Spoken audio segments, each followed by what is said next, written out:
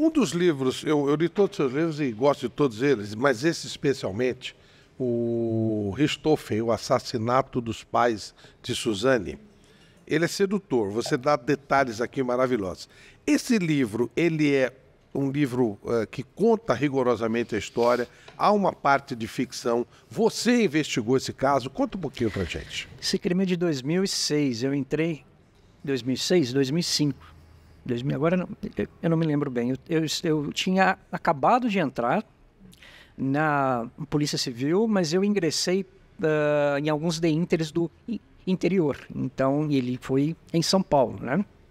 Eu não tive contato direto, mas havia muita fofoca ali pelas delegacias sobre a forma como essa investigação se deu. E eu me lembro que desde a época eu já ficava assim, encantado, né, com essas histórias, porque eu não tinha certeza se eram verdadeiras ou não, mas pelas notícias que saíam, né, pela imprensa, elas eram muito verossímeis, assim, e elas eram saborosas. Eu falei, como pode ser tão magnífico, como o ser humano é tão grandioso, é tão falho, é tão inconstante assim, né? E o que é saboroso? Porque as pessoas parecem achar que se achou saboroso matar os pais. Não, mas eu digo assim, em relação ao comportamento dos investigadores, né? E dela. Você também, olha, né, pelo lado do seu trabalho, né? Eu ainda não escrevia na época desse crime, mas eu já tinha essa coisa assim, dessa posição de observador, né? Inclusive, quando o livro ele foi lançado, houve uma confusão muito grande, porque nós não sabíamos ainda o que era esse fenômeno que faz tanto sucesso hoje, que é esse true crime.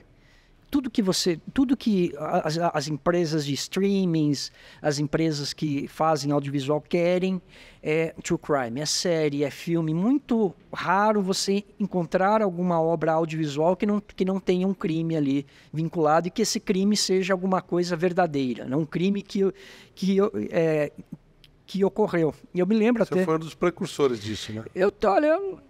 É difícil não mexer com a minha vaidade, viu? Mas no Brasil, eu acho que talvez não me lembre, assim, né? Da forma como ele foi construído.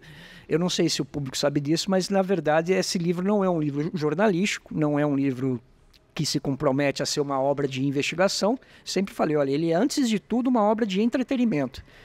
Eu criei, para contar a história da Richthofen, uma equipe de investigadores falsa, né? E a partir desses personagens, desse olhar, e aí eu trago aquela minha fala de início, né? Dessa minha gratidão pela Polícia Civil por ter aberto as portas para mim, por me dar esse olhar privilegiado sobre o crime. E eu tentei transformar essa equipe de investigadores em pessoas que pudessem comunicar ao público como era ter esse olhar privilegiado sobre o crime. Então, agora, ele está muito perto do que realmente aconteceu. Embora seja, entre aspas, uma ficção, ele está muito próximo do que ocorreu. Sim, porque teve uma questão aí de uma prudência jurídica minha. A própria editora estava morrendo de medo de, à época, lançar esse livro, porque usa o nome dela, usa o nome dos pais e usa os fatos. Eu fiz cópias, então, do processo, à época, inteirinho do inquérito, e eu retratei todas as falas, todos os depoimentos, exatamente como eles aconteceram, seja na justiça ou seja na delegacia. E eu transformei aqueles depoimentos em cenas. E aí sim, eles são reais. E aí sim, até para nos protegermos, assim, né? Porque como não havia muita jurisprudência à época, falou, olha, será que isso vai ser lançado? Será que vão deixar, né? Será que ela não vai entrar com uma ação para tentar? Graças a Deus eu nunca fui movimentado, nunca fui movido nenhuma ação para tentar barrar isso. Eu soube por amigos meus que trabalham na Secretaria de Administração Penitenciária que ela teve acesso ao livro. Acho que se não gostou, pelo menos foi indiferente a ela, né? Mas não é só com esse livro. Todos os outros livros que foram lançados pela editora Planeta, pela coleção Grandes Crimes, eles têm essa característica. Todos eles são baseados no inquérito policial, seja o do furto ao Banco Central, seja o livro Amor e Esquartejado. Em todos eles eu uso os nomes das pessoas que se envolveram com os crimes, eu uso os nomes das testemunhas.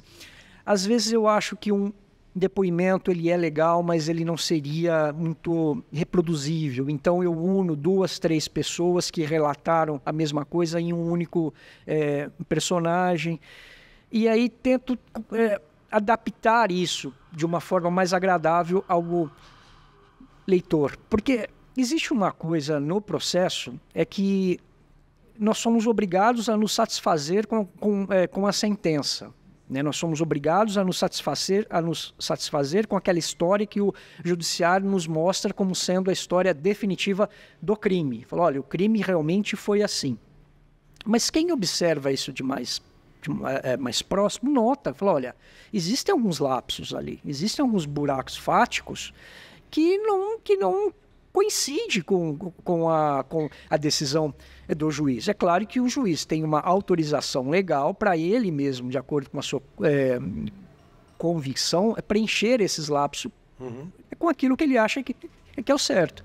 Mas isso não nos proíbe de nós mesmos recontarmos essa história e aí preenchermos esses espaços com aquilo que a gente acha que é interessante. No caso da Suzane, eu me lembro que, à época, corria-se ali pelas copas das delegacias entre uma fofoca e outra, que uma equipe de investigadores de um distrito policial da cidade também havia aberto uma investigação informal sobre o caso, paralelamente à investigação que era feita pelo DHPP.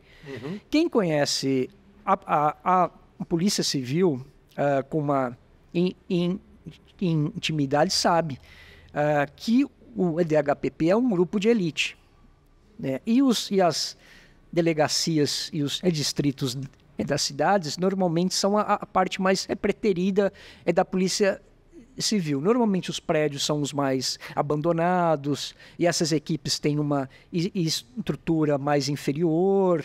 E isso constrói uma certa rivalidade dentro dessas equipes, né? E isso me chamou muito a atenção. Mas que história é essa? Como é que uma equipe de um distritozinho, né, de bairro, teve a coragem de também abrir uma investigação? Até atrevimento, claro. Um atrevimento. E na minha cabeça já começou assim a surgir as intrigas internas entre os delegados lá do DHPP, quando distrito e tal.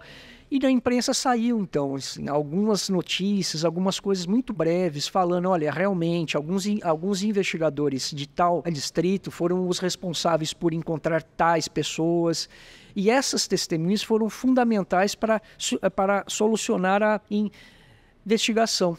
Então, ao invés de eu só contar aquilo que está na sentença, daquilo que foi reconstruído lá no judiciário, eu quis trazer esse maravilhamento que eu tive com essa revelação, assim. Essa investigação paralela aconteceu, então?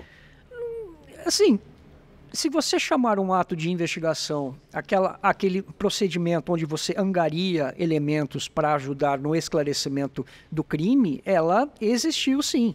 Né? Foram os policiais do distrito que encontraram as pessoas que haviam comprado a moto do namorado dela. E aí eles levaram essa informação lá pro DHPP. Mas para eles chegarem a isso, evidentemente que deve ter havido muitas histórias de buscas, de diligência, tal, de uma forma não registrada, né? Para que não houvesse esse conflito público com os policiais lá do DHPP.